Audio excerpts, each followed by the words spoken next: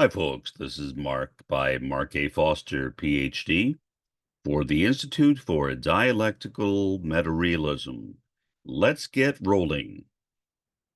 This is going to be a continuation for my podcast on the decline of religious movements from the hippie generation. Um, Here I'm going to be using a different religion, but I will also be specifically placing the decline of religious movements into the context of Maoism, Third Worldism, or I sometimes call it socialism from below, Third Worldism, Fourth Worldism, in parentheses, heterodox Maoism. Heterodox uh, does not mean unorthodox. Um, it means uncommon, uncommon, or unusual, or something like that. And so the religion that I will be talking about today is another one that I've studied in some depth, and that is what is commonly called the Hare Krishnas. In fact, some of them actually call themselves that. Others find that to be offensive. I will refer to them by their official name, or at least the official name of the parent organization, ISKCON. ISKCON is an acronym for the International Society for Krishna Consciousness. Started in the 1960s in the US and continued into the 1970s with a considerable amount of growth. I have had a great deal of contact with them.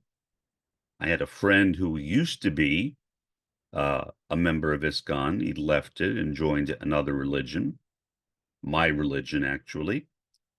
But when I knew him, he would still talk about ISKCON quite a bit. I have a considerable amount of respect for ISKCON in some areas. In other areas, I see it as somewhat problematic. It was started by an Indian fellow named A.C. Bhaktivedanta Swami Prabhupada. That's a mouthful. Um, he was actually not the originator of the movement. He adopted the movement from his own guru, but he modified it and brought it to the West and gave it a new name. He was never deceptive. He never claimed to be the complete originator of it. So he was intellectually honest, unlike the founders of some other religions, which I probably will talk about in the future. But his ideas were kind of odd. The Vedas are the holy books of the Hindus, or the Vedantists, as I sometimes call them. More accurate, Vedantists than Hindus. Hindus is more of a westernized term. It was actually given to them by Muslims. But Vedantists, I think, is more accurate because it reflects that they adhere to the Vedas. It is hard to find anything more specific to say about them because there's such tremendous diversity. Some follow Krishna, some follow Shiva, some follow Shakti, and some follow any one of a number of other avatars or gurus or gods that exist in Vedantism. So it is, again, difficult to categorize them in any other way than to say that they are Vedantists, followers of the Vedas.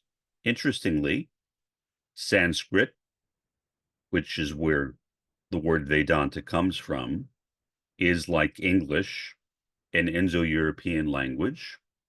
Veda is a cognate of the word wise. And so, not surprisingly, the word Veda and the word Vedanta refer to wise or knowledge, either one.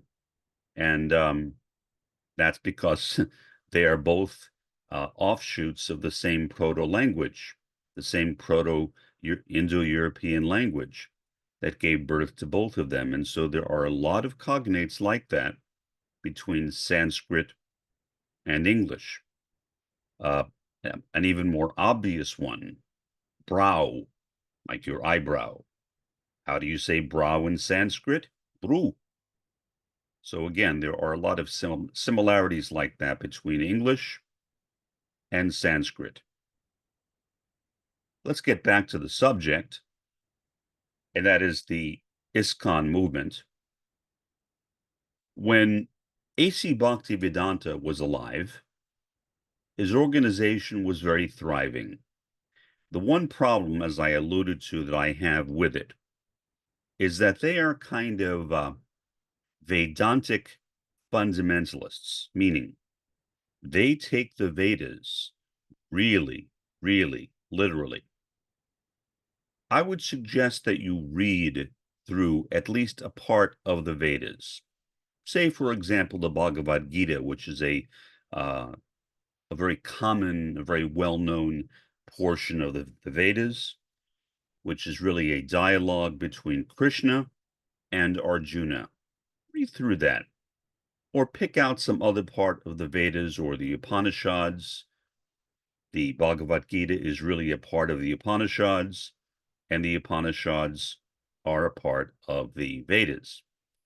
Some of the things in the Vedas, if taken at face value, are totally absurd. Totally absurd. Even more absurd in many ways than taking the Bible at face value, for example, where you end up with Jonah in the belly of a whale. You end up with a creation in 6 days, and on the 7th day God rested. Some things in the Vedas are even more extreme than that. And yet, the original followers of Swami Prabhupada, A.C. Bhaktivedanta Swami Prabhupada, believe that those things are literal. Literal. And I have never quite understood that. Even more, I have never understood why an American, for example, with no exposure to Hinduism or Vedantism, would be drawn to a religion like that. I can see why an American raised in a society in which the Christianities are among the dominant religious faiths would be drawn to fundamentalist Christianity, because there is a basis for Christianity in the US. There is no real basis for Vedantism or Hinduism in the US.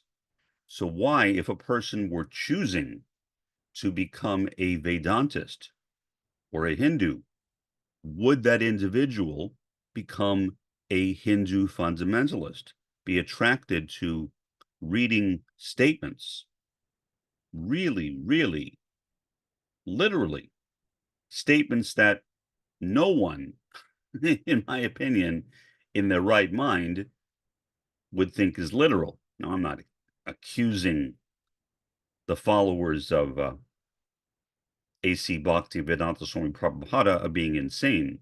I'm just saying that to me, it seems very, very odd and very crazy that a person would do that. So the action I'm calling crazy, not the people who are followers of it. I don't understand the people, but I'm not a clinician. I'm not qualified to diagnose them. ISKCON people are also very strict vegetarians. I remember years and years ago, this is going back to the 1970s, 1974, in fact. I was in suburban Chicago, and I came across some people from ISKCON. They were everywhere. I got into a conversation with one of them. He asked me if I ate meat, And I said, yes. He was immediately upset. He said, do not eat meat. And I said, why not? He said, because you are killing yourself. I said, well, I am now 18 years old, which is how old I was back in 1974, and I'm still alive. I'm not dead yet. He said, well, you will die sooner or later. And I said, well, believe it or not, so will you. You will die sooner or later too. It was a weird conversation. I have run into these people in many places. Another example, the Port Authority bus terminal in New York City. It is a major bus terminal in New York City. I think the largest one. I'm not aware of any one that is larger. It is right on in the area around 42nd Street to 40th Street, between 7th and 8th Avenues. It is not only a bus terminal, it is also a place for trains. It is a train station as well, but it's called the Port Authority bus terminal. It's a huge monstrosity, and they are continually expanding upon it. I was walking through that bus terminal one time. This individual guy, dressed in classical Hare Krishna type clothing, bald, with a small ponytail in the back of his head, stopped me. And I knew why he was stopping me. He wanted money. But I figured I would play a game with him. I was young. Maybe I shouldn't have done it. But what they do, or what they did, I can't say they still do it. They would give they would give a person a copy of a book. So they did. I don't remember what book it was. It was some book that was translated from the Sanskrit by A.C. Bhaktivedanta Swami Prabhupada. And then, after giving you the book, they would ask for a donation. But I wasn't around long enough for them to do that. I said, thank you. And I quickly walked away. I did not run away. I just quickly walked away. He was startled. But what was he going to do? He said, I'm giving you this book. Well, giving is giving. So I took the book and I walked away. And that was the end of that story. Again, rather unusual. When A.C. Bhaktivedanta Swami Prabhupada, and I apologize, it's difficult to pronounce his name, so I mess up on it periodically. When he was alive, there was only a single organization. After he died, the movement fragmented. There was one branch, for example, which was headquartered in West Virginia, and they had a temple, formerly an ISKCON temple. But by that time, the fragmentation was so extreme, there were countless swamis who claimed to be the successor, and this temple was run by one of them. The concern was that there were murders taking place in this temple, and it turned out that there were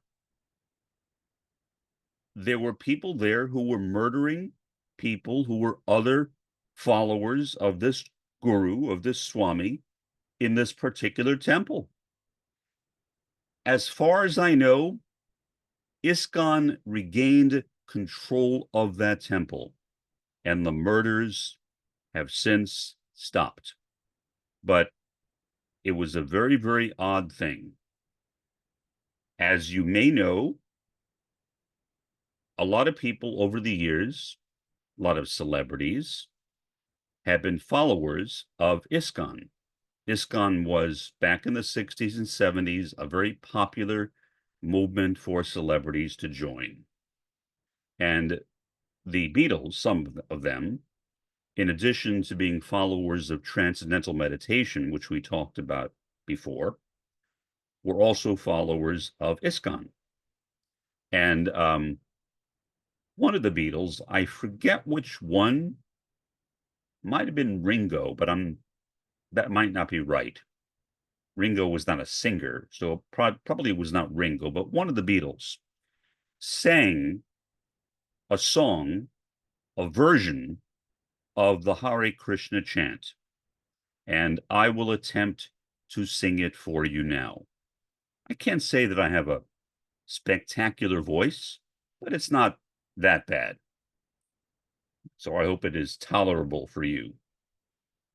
Hare Krishna, Hare Krishna, Hare Krishna, Hare Krishna, Hare Krishna, Hare Krishna, Hare Krishna, Hare Hare. That's pretty close. Not exactly the way that he sang it, but pretty close to it. Their big thing was chanting that particular song. They felt that that was the pathway to enlightenment. They called it the Maha Mantra. In Sanskrit, the word Maha means great, and mantra, we all know what mantra is. It is a repetition of some sacred word or term or phrase. And so to them, the Hare Krishna mantra was the Maha Mantra. Other organizations have their own Maha Mantras. And as far as I know, all branches, all the factions of the ISKCON movement chant the Maha Mantra. But what happens commonly is when there is factionalization in a religious movement, over time, those factions begin to become distinct. And that is what has happened with ISKCON. And so you find that within each one of the factions, there are some beliefs that are similar to those that were taught by A.C. Bhaktivedanta Swami Prabhupada, and some that are not. Some that are unique to that particular Swami or Guru who runs that organization. They all typically will use the books that were translated by A.C. Bhaktivedanta Swami Prabhupada, in addition to their own books. And some of them are translated by their own Swamis. Now, I am not an expert in Sanskrit. I can read it a bit, but that's about it. I can read a lot of languages a bit, some better than others, like Arabic, Persian, better than Sanskrit. But still, people have translated those texts. How good those translations are, I cannot tell you.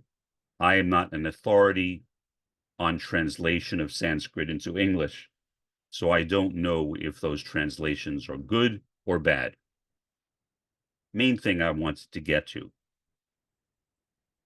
ISKCON, like most religions, which started in the 60s and 70s, is dying. The factionalization is one evidence of that. Maybe the primary evidence of that, but there are others as well. The tension, the hostility between the factions, the fact that this organization in West Virginia became known for murders that were taking place on the grounds of the temple. The fact that ISKCON is really not growing anymore. It used to be that anywhere you went, especially airports, but also train stations like Port Authority, whatever, you would see Hare Krishna people everywhere. They would wear their classical clothing, white clothing, bald heads, and a ponytail in the back of their head. And I will get to what the significance of that in a moment. But how often do you see them anymore? I haven't seen one in 20 years, at least 20 years. I don't know if I have seen any people who are ISKCON but do not dress that way. That is possible. Not all people in ISKCON dress that way. Only the monks dress that way. And so it could be that there are still some people who are in ISKCON or one of its sects, but are not monks. But nevertheless, the organization is on the decline. Like most religions which started or had their major growth spurts in the 1960s and 1970s. What I wanted to say um, about ISKCON and about that serious problem that I think that ISKCON has, and which has continued to go into the present time, and which is related to the fact that it is not really growing anymore, is the fact that ISKCON is a religion which really doesn't really have any promise of growing in the future. Why? Because the charismatic leader has died. As we talked about before, when the charismatic leader dies, the charisma of the charismatic leader, as with Mayor Baba, whom we talked about before, needs to be routinized, using the term from Max Weber, the sociologist. The routinization of charisma, which is the institutionalization of charisma. If that does not happen, the religion falls apart. So, what happened with ISKCON? ISKCON fragmented. Now, you might argue that some of those factions are routinizations of charisma, maybe. But when you have that many factions, that many splinters of what used to be a single religion, that is not a promising sign. And so ISKCON, like many religions of that period, is on the decline. I looked around, for example, when I came down here out of curiosity to see if there was any ISKCON temple in the Rio Grande Valley of Texas. Maybe there is, but if so, they are hiding. I am not aware of any. I would imagine that there is a temple of some sort somewhere in Texas, maybe in multiple parts of Texas, but not here. That would not have been true in the past. In the past, anywhere you went, there would have been a temple. That is an example of the decline. Now, let me take what I said and relate that to Maoism, Third Worldism. Because I think that ISKCON is a very good illustration of Maoism, Third Worldism, and how Maoism, Third Worldism provides an excellent description of the First World, the contradictions of capitalism. The existence of ISKCON back in the 60s and 70s was a sign of interest in religions. There was a tremendous amount of interest in religions back then. I lived through that time. I lived through it. I joined one of those religions and am still a member of it.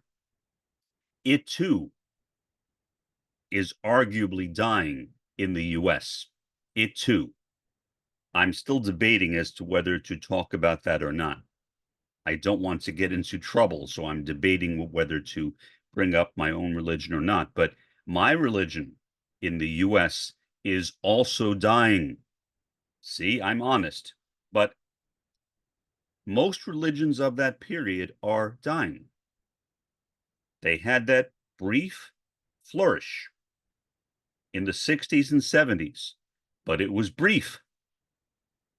Now, with the contradictions of capitalism, with the shift of interest, first from new religions to psychology, and then to business, anything connected with religions is in peril and has been in peril for quite a long time. So hardly anyone is interested in joining things like ISKCON, things like the Unification Church, things like the Way Ministries, etc. Those movements have simply become unfashionable. Could that change? I guess it could change. Do I think it will? No, because there is no incentive for it to change. Nothing that is happening right now in the first world would lead it to change. Right now, people are concerned about other things, and justifiably so, like about Gaza, like about Ukraine. The first world is literally falling apart. That was not as true back in the 60s and 70s. It was true to an extent. The Vietnam War was a really, really strong, powerful issue back then. A lot of conflict. The Kent State Massacre, which I remember pretty well myself also. The Cold War. Those were all frightening things of the time. They have all gone away, but so have the alternative or new religions. In its place, we now have people concerned about tomorrow. What will happen if Donald Trump is reelected as president? What will happen if Donald Trump is not reelected as president? Will there be another insurrection? Will there be multiple insurrections? What will happen in the Zionist entity, sometimes called Israel, if the war in Gaza continues? And Bibi Netanyahu has every incentive to continue that war, because once he ends it, his crimes will be tried. Whether he will be convicted, I don't know. He might be tried for additional things, maybe war crimes committed during the current war.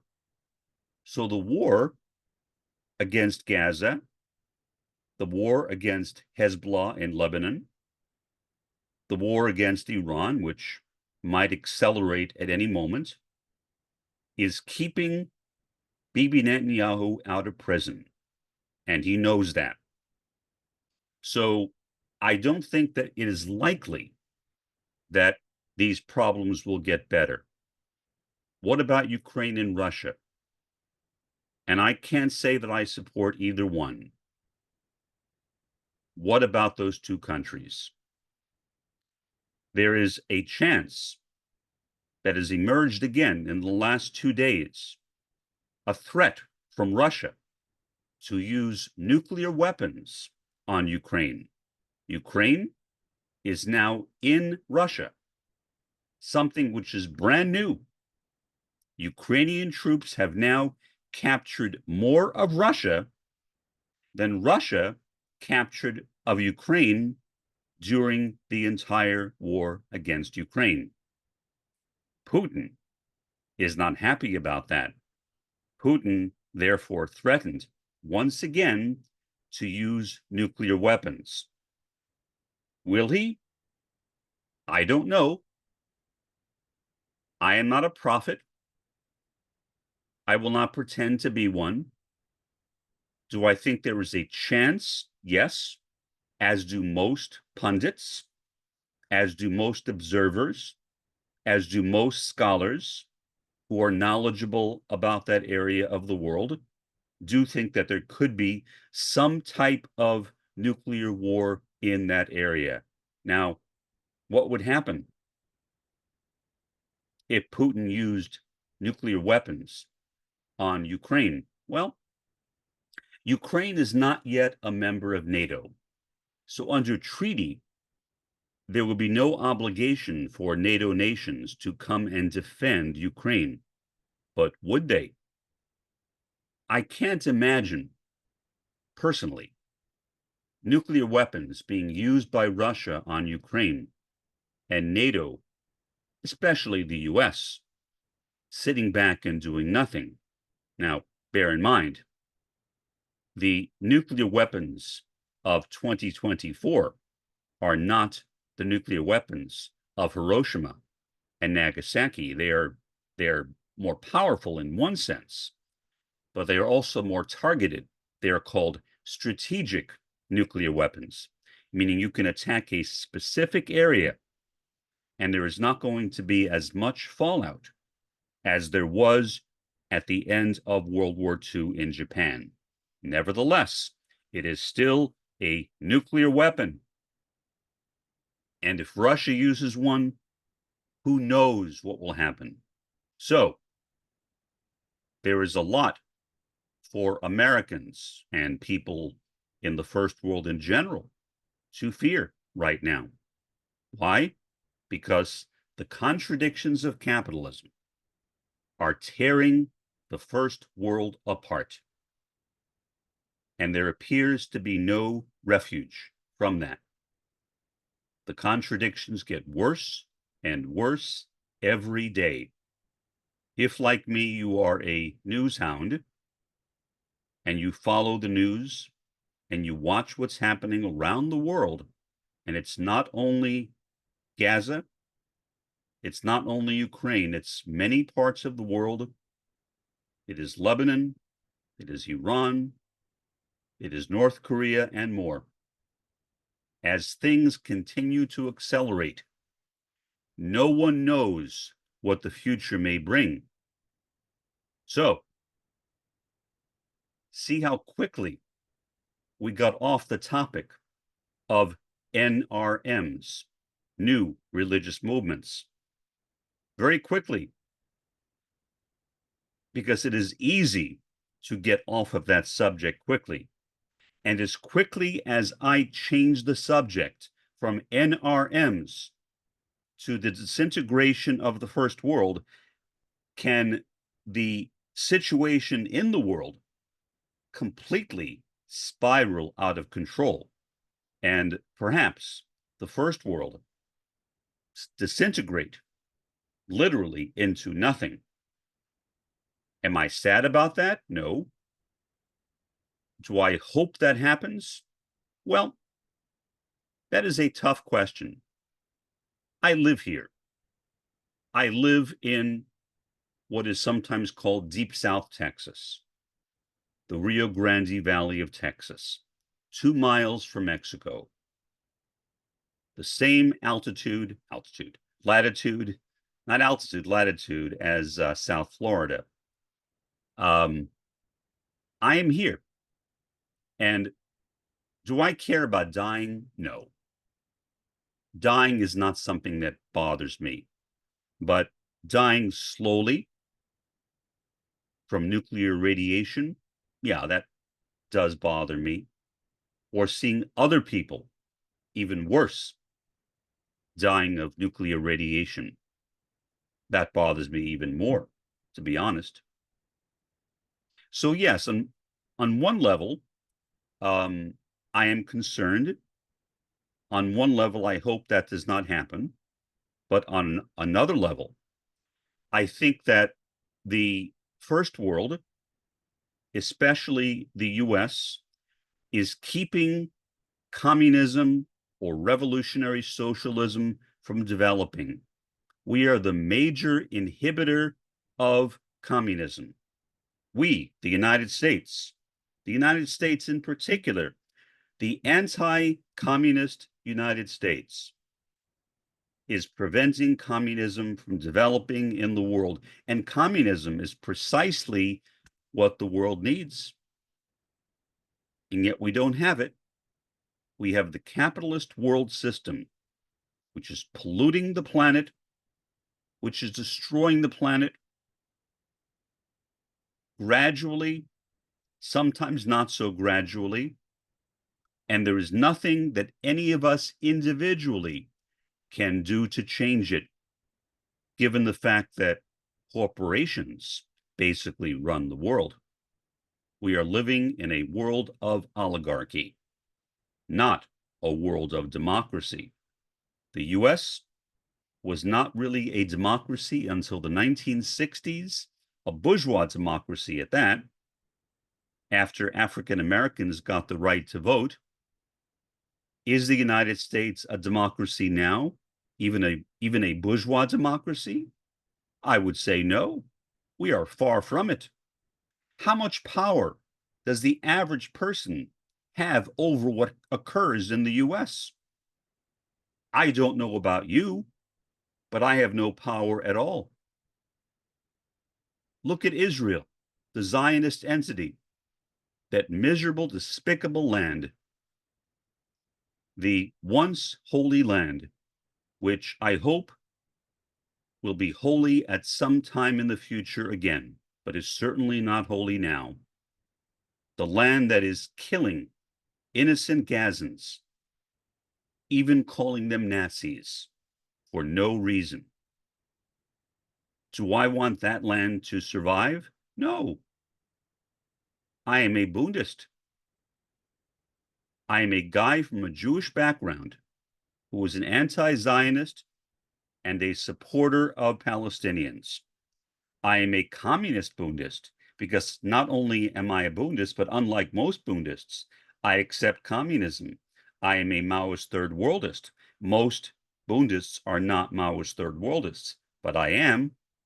So I combine those things. But I do not want the first world, especially the US, especially Israel, to survive a day longer. Will I get my wish? I don't know. Maybe, maybe not. There is no way of knowing. But I hope I do. So, whatever is my compassion for people, especially children, especially young children who haven't even had a chance to live in this world. And I am very compassionate toward them.